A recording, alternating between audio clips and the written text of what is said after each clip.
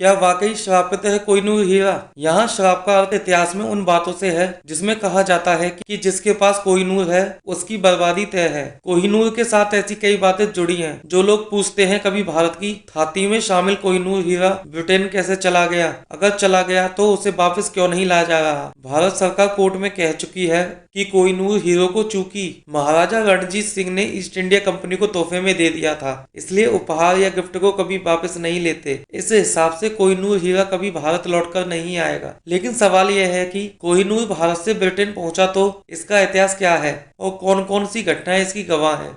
आइए आज कोहिनूर के श्रापित होने के किस्से के बारे में जानते हैं। उन किस्सों के बारे में जानते हैं जिनमें कहा जाता है कि कुह-ए-नूर एक फारसी शब्द है जिसका अर्थ होता है रोशनी का पर्वत। ये जहां भी गया वहां विनाश लीला रची गई। देखते देखते सब कुछ बर्बाद हो गया। कोहिनूर का अर्थ भले ही रोशनी का पर्वत हो, लेकिन इस बेशकीमती हीरे की वजह से कई राजाओं की सल्तनत तहस नहस हो गई।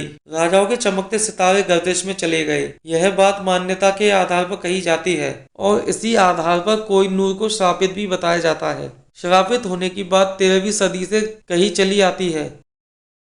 कोहिनूर के बारे में ऐसी बात अलग अलग घटनाओं के आधार पर कही जाती है। हीरे के सफर की शुरुआत काकतीय वंश के साथ हुई, जहां से कोहिनूर तुगलक वंश के पास गया। उसके बाद यह हीरा मुगलों के हाथ लगा। इतिहास गवाह है कि जिसके पास यह हीरा पहुंचा, शुरू में उसका वर्चस्व खूब बढ़ा, लेकिन बाद में बुरी तरह अंत हो गया। शाहजहां ने कोहिनूर हीरो को अपने मयूर सिंहासन में जड़वाया था, लेकिन शाहजहां का क्या हुआ सबको पता है। शाहजहां को पहले तो पत्नी ने छोड़ा, फिर बेटे ने नजरबंद कर सख्त हत्या ली।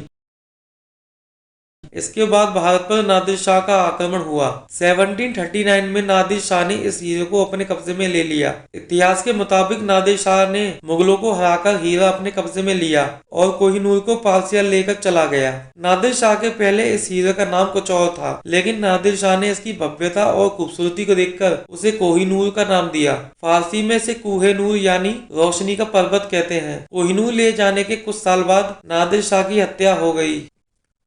नादिर शाह के बाद कोहिनूर हीरा अफगानिस्तान के सुल्तान अहमद शाह दुर्रानी के वंशज शाह शुजा दुर्रानी के पास आया, लेकिन यहाँ भी दुर्रानी की सत्ता जाती रही। शुजा दुर्रानी हीरा लेकर अफगानिस्तान से भागा और पंजाब पहुंचा। यहाँ उसने कोहिनूर को राजा रणजीत सिंह के हवाले कर दिया। कुछ दिन बाद राजा रणजीत सिंह की भी मौत हो गई। इसके बाद यह हीरा रणजीत सिंह के बेटे दिलीप सिंह को विरासत में मिला। अंग्रेजों ने रणजीत सिंह के साम्राज्य पर हमला कर दिया और सिखों पर आक्रमण कर दिया। आक्रमण में सिखों को हराकर अंग्रेजों ने कोहिनूर को अपने कब्जे में ले लिया। जहां यह हीरा इंग्लैंड में है, आज यह हीरा इंग्लैंड में है। इस हीरे के प्रभाव से बचने के लिए इंग्लैंड की महारानी ने नियम बनाया है कि इसे कोई महिला ही धारण करेगी। माना जाता है कि इससे भी कोहिनूर हीरे की मनहूसियत खत्म नहीं हुई और दुनिया भर में फैली अंग्रेजों की हुकूमत खत्म हो गई। ये सभी बातें मान्यता के अधिकार पर कही जाती है। हालांकि कोहिनूर की शुरुआत का इतिहास बिल्कुल स्पष्ट नहीं है। इसके बारे में पड़ी कथाओं में रोमांचकारी ढंग से सुनाया जाता है। इसके खनन को लेकर दक्षिण भारत में कई कहानियां सुनी जाती हैं, लेकिन कितनी सच्चाई है